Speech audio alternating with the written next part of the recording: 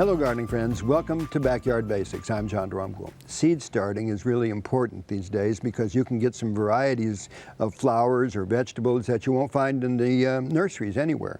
Starting your own makes sure that they haven't been sprayed with anything. So it's a good thing to be doing, and it's easy. If you've never done this, it's easy. You can actually start seeds in an egg carton like this, poke a few holes in the bottom, put your growing medium in there, and you've got a great seed starter. But you can find them in the nurseries also, and this is one of those types of trays right here, a lot of cells in it. You can start your seedlings in here. It's designed for that purpose. You can either use earthworm castings with vermiculite, that's one of the ones I like, or you can take that good compost that you're making, especially that leaf mold, and go ahead and strain it, get it to be really fine, and then that'll be another thing to use. I like that one a whole lot. I always like it when you make your own compost at home. And then it's a great growing medium, really nice. And so we'll fill these little cells up with some good seed germinator. Put it in those, and then one of the next things to do is figure out how many seeds you're going to need in the garden, because these packets of seeds come with a tremendous amount in there. Believe it or not, there's quite a few. This is another 60 seeds. I planted 50 of them already. So take a look at your seed packets and you're going to find more than you need. Put them away, save them for later on. And now we have the cells beginning to be filled up. And this is a good way to get those seeds started. I like to poke a little hole about ½ an inch deep because that's what spinach needs. And so I'll do that all the way through. It's easy enough to do. And then you'll drop your seeds down into that, one at a time. There are some seed devices that will put them in there individually, but this is a good one too, this one right here.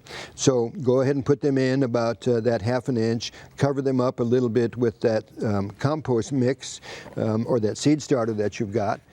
It's good to label them so that later on you know what variety that you planted. It's hard to remember so easily, and especially when you plant some other things in this cell. So put a nice label on there. You may want to put the date on it when you started this so you'll know more about seed starting.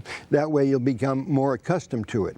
Now there's something really neat, and that's a heating pad, and it really benefits to get going. That bottom heat makes all the difference in the world. So this is a heating pad right over here. And we'll put the tray on it. Heating pads are really nice, they're worth it, and they last for many, many years. That bottom heat is important. But when we put the heating pad down, make sure it's on a surface that's not really cold. Wood is really a nice one to put it on. And then we will go ahead, we leave it on 24 hours a day until the seeds come up. And then once the seeds are in there, I like to use a little thing. If you use a bigger watering can, it just splashes everywhere. So I like to go ahead and water the seeds in with this little device. You'll find these at nurseries also. And so this little device right here is gentle, waters in the seed just the way you want it to. There you go. And it helps recycle some of these plastic containers that we have so many of. There we go.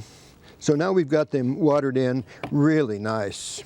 So the heating pad will go on, it'll stay on, and it'll create enough warmth in there that we can make a little greenhouse out of it and stop that water loss. So we'll put this little dome on there. If it becomes really moist in there, the domes have this little opening right here, and it allows some of that moisture to escape. I think that's a real important thing to be watching, making sure that it doesn't get too wet in there. So there's some steps right there to starting your own seeds. It's a good value if you keep it in a timely fashion. Look at those different calendars that are out there to know when to start seeds and then the planting time for them, and you'll have a nice timing. So for Backyard Basics, I'm John Drumgoole. I hope you'll try this, and I'll see you next time.